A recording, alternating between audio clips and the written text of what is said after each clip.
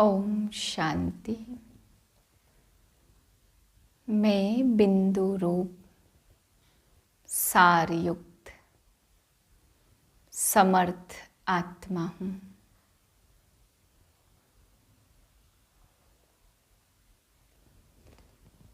अट्ठारह 3/2023 के महावाक्य हैं। आज बाबा हम बच्चों को समझाते, बच्चे अपार खुशी में रहना है तो सर्विस में सारा दिन बिजी रहो। जितना सेवा में बिजी रहेंगे उतना बाबा कहते अपार खुशी रहेगी। फिर बाबा ने आज हम बच्चों से 3 पहेलियाँ पूछी हैं। बाबा कहते ये 3 पहेलियाँ हर एक को समझाओ। ये पहेली है बाप दादा और फिर जगदम्बा भी कहते। तो बाप दादा कौन है और जगदम्बा माँ कौन है। फिर दूसरी पहेली बाबा ने समझाई, बच्चों को बाप सिकिलधे कहते, तो सिकिलधे क्यों कहते हैं। तीसरी पहेली बाबा समझाते कि किसी के लिए भी ये शब्द पहेली की तरह हैं। ब्राह्मण कुलभूषण स्वदर्शन चक्रधारी बच्चे। तो बाबा कहते हैं जो इन पहेलियों को समझ जाए तो वो उसकी बुद्धि में सारे ज्ञान का सार आ जाए। मीठे बच्चे, मोस्ट बिलवेड बाप का यथार्थ परिचय देने की युक्तियाँ निकालनी है। एक्यूरेट शब्दों में अल्प का परिचय दो तो सर्वव्यापी की बात खत्म हो जाएगी। प्रश्न है अविनाशी ज्ञान रत्न चुगने वाले बच्चों का फर्ज क्या है। उत्तर है ज्ञान की हर बात अच्छी रीति विचार सागर मंथन कर एक बाप की सबको सही पहचान देना। पुण्य आत्मा बनाने वाले के साथ साथ पाप आत्मा किसने बनाया यह समझ देना तुम बच्चों का फर्ज है। सबको रावण के बेर चुगने से बचाए ज्ञान रत्न चुगाने हैं। सर्विस की भिन्न भिन्न युक्तियाँ निकालनी है। सर्विस में बिजी रहने से ही अपार खुशी रहेगी। गीत है प्रीतम आन मिलो। ओम शांति। बाप परम पिता को हमेशा रचयिता कहते। मनुष्य कह देते यह पशु पक्षी आदि सारी रचना वह रचते हैं, परंतु समझाना चाहिए पहले पहले मनुष्य की बात तो समझो। परमात्मा जो रचता है वह मनुष्य सृष्टि कैसे रचते। मनुष्य ही उनको बाप कह बुलाते क्योंकि दुखी हैं सभी उस एक रचयिता को याद करते। तो पहले पहले यह समझाना है कि मनुष्य सृष्टि का रचयिता कौन है। वह रचयिता ही सबका बाप ठहरा। पहले पहले बाप का परिचय देना। आत्मा को न अपना न बाप का परिचय है। अगर अहम आत्मा का परिचय हो तो समझे कि हम किसकी संतान हैं। हम परमपिता परमात्मा की संतान हैं। वह बाप रचयिता है तो जरूर पहले पहले मनुष्य सृष्टि रचते होंगे। वह नई दुनिया अथवा स्वर्ग होगी। बाप जरूर स्वर्ग ही रचेंगे। बाप दुख के लिए रचना रचे यह तो हो नहीं सकता। जबकि हम उस बाप के बच्चे हैं जो बाप स्वर्ग का रचता है, तो हम भी वहाँ होने चाहिए या परम धाम में होने चाहिए, परंतु हमको यहाँ पार्ट बजाने आना पड़ता। यह है विचार सागर मंथन करने की युक्तियाँ। जितना समय मिले तो यही विचार सागर मंथन करना है।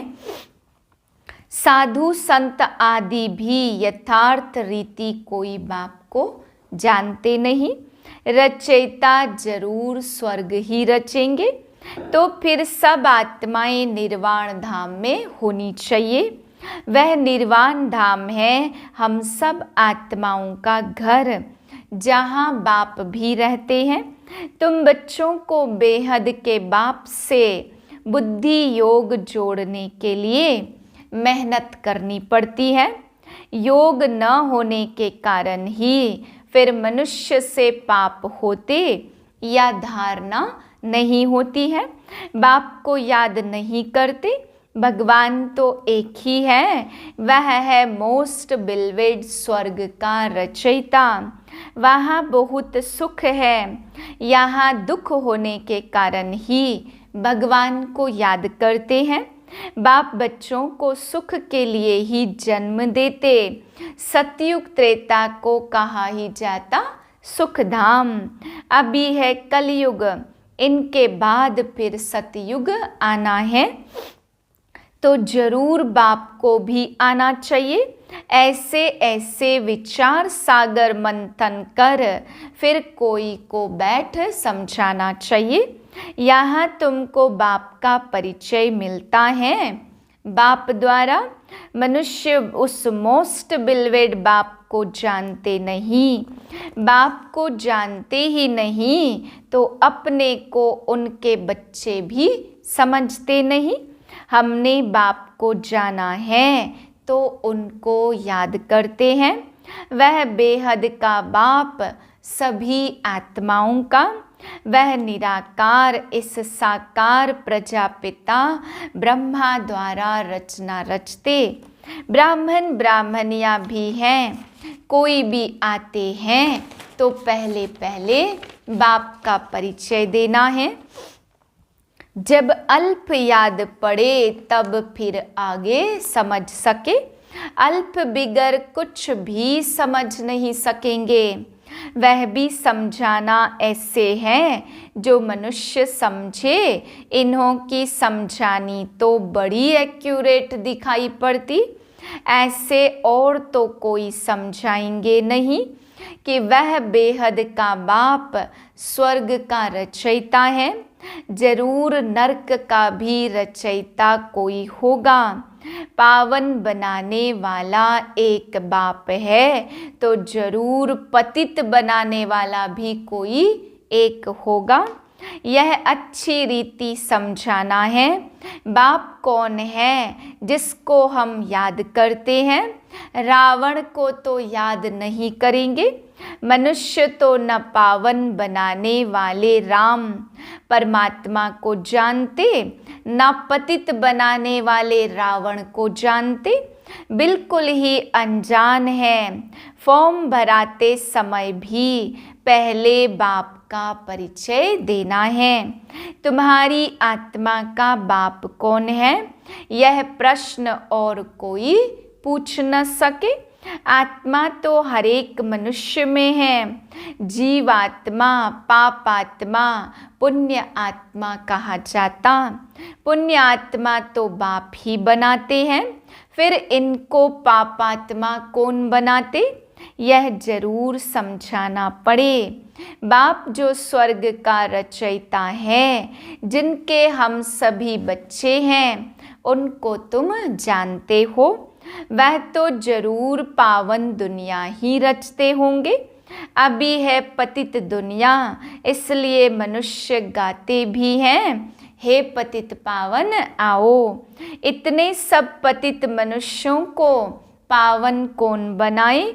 सर्वव्यापी है, फिर तो यह बात उठती नहीं है कि परमपिता परमात्मा आओ। सर्वव्यापी है तो उनको याद करने की भी दरकार नहीं। अभी हम आपको बहुत अच्छी राय देते। ब्रह्मा की राय तो मशहूर है।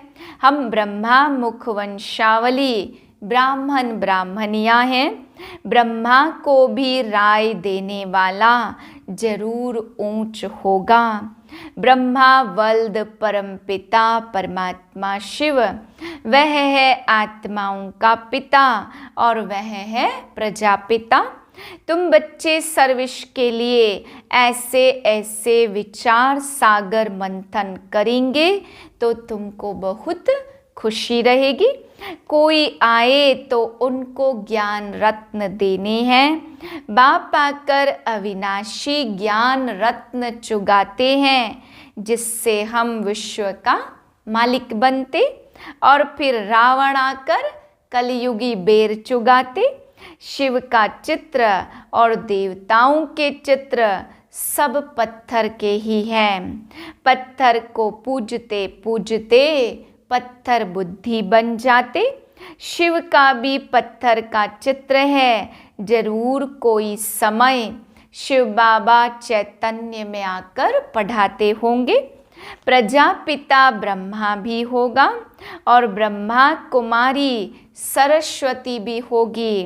अब प्रैक्टिकल में है, इनके लिए गायन है सबकी मनोकामना पूरी करने वाली, अविनाशी ज्ञान रत्न दान करने वाली गॉडेज ऑफ नॉलेज।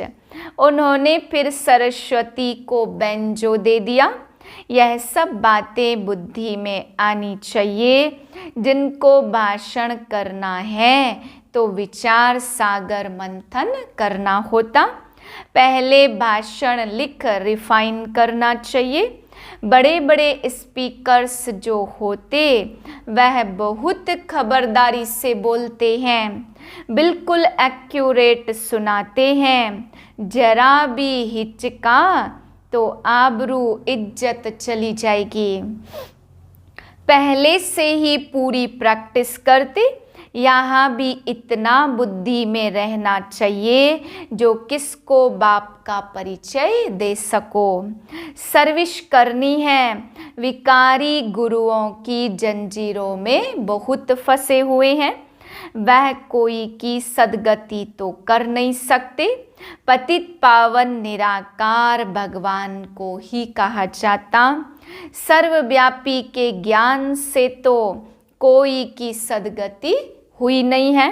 पतित पावन है एक और शिव बाबा उनको रुद्र भी कहा जाता। रुद्र यज्ञ भी मशहूर है। इतना बड़ा यज्ञ और कोई रच न सके। रुद्र ज्ञान यज्ञ कितने वर्ष चलता। ज्ञान सुनाते ही रहते। यज्ञ जब रचते हैं तो उसमें शास्त्र भी रखते हैं। रामायण भागवत आदि की कथा सुनाते, उनको रुद्र यज्ञ कहते। वास्तव में रुद्र यज्ञ यह है। यह यज्ञ तो बहुत समय चलता है। उन्हों का तो करके मास भर यज्ञ चलेगा। यह तो देखो कितना समय चलता है। इसमें जो भी सब पुरानी चीज़ें हैं वह खत्म होनी है। यह सारी पुरानी दुनिया इसमें भस्म हो जानी है। कितना बड़ा यज्ञ है, ख्याल तो करो। जब सबके शरीर स्वाहा हो तब सभी आत्माएं वापस परमधाम जाएं। जब तक बाप न आए तो पतित से पावन कैसे बने। माया की जंजीरों से लिबरेट कौन करे। कोई तो होना चाहिए ना, इसलिए खुद मालिक ही बनाते। ऐसे नहीं सर्वव्यापी हो बैठकर ज्ञान देते हैं। वह तो आते हैं, हम उनकी संतान पोत्रे हैं। वास्तव में हो तुम भी। अब वह बाप आया हुआ है, अपना परिचय दे रहे हैं। स्वर्ग की स्थापना हो रही है। हम हैं राजयोग ऋषि और वह है हठ योग ऋषि। इस पर शायद एक कहानी भी सुनाते कि फलाने ऋषि का वजन भारी या राज ऋषि का वजन भारी। वह है सब भक्ति मार्ग की बातें और यह है ज्ञान मार्ग। भक्ति और ज्ञान की तराजू की कुछ कथा है। एक तरफ है सब भक्ति मार्ग के शास्त्र और दूसरी तरफ है एक ज्ञान की गीता। तो भारी एक गीता हो जाती। गीता है राज ऋषियों की। हठ योगियों के तो बहुत शास्त्र हैं। एक तरफ वह सब डालो और दूसरी तरफ गीता डालो।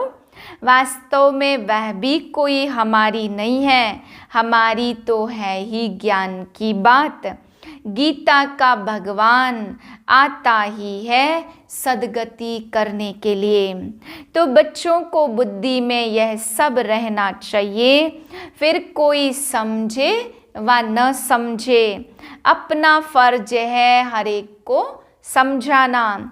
मौत के समय सभी की आंखें खुलेंगी। इस ज्ञान यज्ञ से ही यह विनाश ज्वाला निकली है। अब तुम पांडवों का पति है परमपिता परमात्मा।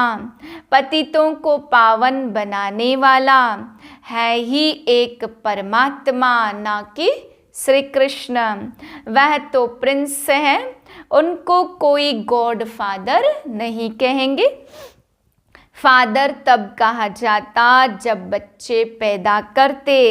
श्री कृष्ण तो खुद ही बच्चा है, तो उसको फादर कैसे कहा जाए? लॉ नहीं कहता। श्री कृष्ण के साथ फिर जोड़ी चाहिए, उनके बच्चे चाहिए, तब फादर कहा जाए। फिर तो गृहस्थी हो गया। यहाँ तो निराकार बाप बैठ ज्ञान देते, वह कभी ग्रस्त में आते नहीं, वह सदा पवित्र है। श्री कृष्ण तो माता के गर्भ से जन्म लेते, तो उनको पतित पावन कैसे कहेंगे? अभी तुम बच्चे जानते हो, परमपिता परमात्मा को प्रजापिता ब्रह्मा के तन में आना ही है। प्रजापिता तो जरूर यहाँ ही होना चाहिए, इसलिए उनका नाम रखते हैं ब्रह्मा। मैं इस साधारण तन में प्रवेश करता हूँ। यह 84 जन्म भोग अभी अंतिम जन्म में है और वानप्रस्थ अवस्था में पूरा अनुभवी रथ है। अर्जुन के लिए कहते हैं ना, बहुत गुरु किए, शास्त्र पढ़े, तो समझाना भी ऐसे चाहिए। प्रजापिता ब्रह्मा का नाम कभी सुना है? ब्रह्मा है तो जरूर पहले ब्राह्मण चाहिए। वर्ण भी मुख्य है। इन थोड़ों में बहुत थोड़े हैं जिनको सदैव खुशी का पारा चढ़ा रहता। बाप ने समझाया, खुशी का पारा चढ़ेगा अमृत वेले। दिन को और रात को वायुमंडल बहुत गंदा रहता, उस समय याद मुश्किल रहती। अमृत वेले का समय गाया हुआ है। उसी समय सभी आत्माएं थक कर शरीर से डिटैच होकर सो जाती हैं। वह है शुभ मुहूर्त। यूं तो बाप की याद चलते फिरते दिल में रहनी चाहिए, बाकी हठ से एक जगह बैठ याद करेंगे तो ठहरेगी नहीं। ऋषि मुनि भक्त लोग भी अमृत वेले उठ कीर्तन आदि करते, क्योंकि उस समय शुद्ध वायुमंडल रहता। तो कोई भी आए उनको समझाना है कि हम अभी पढ़ रहे हैं, इसमें कोई अंधश्रद्धा की तो बात ही नहीं है। निराकार बाप टीचर के रूप से हमको सहज राजयोग सिखा रहे हैं। तो मनुष्य आश्चर्य खाएंगे कि इन्हों को निराकार कैसे पढ़ाते। भगवानोवाच भी बरोबर है, तो जरूर शरीर में आकर राजयोग सिखाया होगा। कोई शरीर का लोन लिया होगा, तो पहले युक्ति से बाप का परिचय देना है। सर्वव्यापी कहने से वर्षा क्या मिलेगा? जब तक भगवान के महावाक्य कानों पर न पड़े तब तक कोई समझ न सके। भगवान है निराकार और ब्रह्मा है साकार प्रजापिता। तुम हो ब्रह्मा कुमार कुमारियाँ। निराकार परमात्मा ब्रह्मा तन से पढ़ाते। हमारा एम ऑब्जेक्ट है मनुष्य से देवता बनना। बाप का परिचय देंगे तो बाप की याद रहेगी। कोई कोई लिखते हैं भगवान निराकार है, तो उनको समझाना चाहिए। कोई फिर लिखते हम जानते ही नहीं। अरे तुम बाप को नहीं जानते हो क्या? परमात्मा कहते तो जरूर कोई तो होगा। भविष्य जन्म जन्मांतर के लिए आजीविका प्राप्त करते, इसमें जो विघ्न डालते हैं उन पर कितना पाप चढ़ता होगा। सो भी समझकर विघ्न डालते हैं, बेसमझ पर तो कोई दोष नहीं है, वह तो सारी दुनिया बेसमझ है।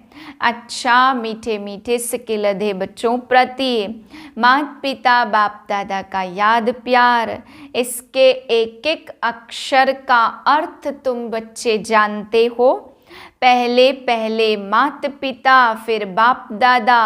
माता पिता उनको कहा जाता जो स्वर्ग का मालिक बनाते, फिर यह हो गए बाप दादा और फिर कहते जगदम्बा। यह बड़ी गुह्य बातें हैं। सबसे गुह्य पहेली यह है जिसको समझने से मनुष्य को बहुत फायदा हो जाए। फिर कहते हैं सिकिलधे, यह है दूसरी पहेली। और फिर कहते हैं ब्राह्मण कुलभूषण स्वदर्शन चक्रधारी, यह भी नई पहेली है। एक एक बात में पहेली है। अच्छा स्वदर्शन चक्रधारी, नूरे रत्नों प्रति याद प्यार और गुड मॉर्निंग। रूहानी बाप की रूहानी बच्चों को नमस्ते। हम रूहानी बच्चों की रूहानी बाप को नमस्ते। धारणा के लिए पहली पॉइंट, अमृत वेले के शुभ मुहूर्त में बाप को बहुत प्यार से याद कर खुशी का पारा चढ़ाना है। चलते फिरते भी याद का अभ्यास करना है। दूसरी पॉइंट, पाप कर्मों से बचने व ज्ञान की अच्छी धारणा करने के लिए एक बाप से बुद्धि योग जोड़ने की मेहनत करनी है। वरदान है बिंदु रूप में स्थित रह, सार युक्त योग युक्त युक्ति युक्त स्वरूप का अनुभव करने वाले सदा समर्थ भव। क्वेश्चन मार्क के टेढ़े रास्ते पर जाने के बजाय हर बात में बिंदी लगाओ, बिंदु रूप में स्थित हो जाओ तो सार युक्त योग युक्त युक्ति युक्त स्वरूप का अनुभव करेंगे। स्मृति बोल और कर्म सब समर्थ हो जाएंगे। बिना बिंदु बने विस्तार में गए तो क्यों क्या के व्यर्थ बोल और कर्म में समय और शक्तियां व्यर्थ गवा देंगे, क्योंकि जंगल से निकलना पड़ेगा। इसलिए बिंदु रूप में स्थित रह सर्व कर्मेंद्रियों को ऑर्डर प्रमाण चलाओ। स्लोगन है बाबा शब्द की डायमंड चाबी साथ रहे तो सर्व खजानों की अनुभूति होती रहेगी। ओम शांति।